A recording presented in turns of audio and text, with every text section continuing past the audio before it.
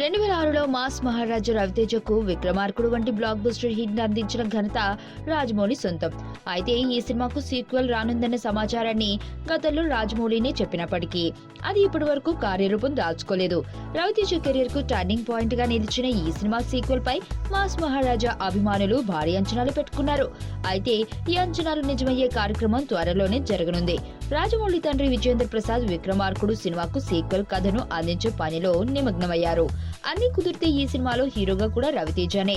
ఈ విషయాన్ని గతంలోనే రాజమౌళి స్పష్టం చేసినప్పటికీ ప్రస్తుతం రవితేజ సినిమాలు చేయకుండా ప్రపంచాన్ని చూస్తూ ఆనందిస్తున్న నేపథ్యంలో మళ్లీ సినిమాలు చేస్తాడా లేదా అన్నది ట్రేడ్ వర్గాలకే అంతుపట్టడం లేదట.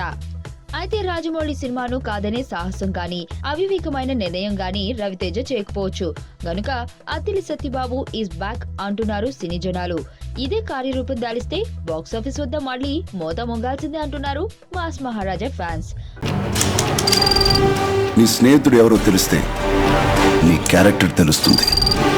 నీ శత్రువు ఎవరో తెలిస్తే నీ కెపాసిటీ తెలుస్తుంది.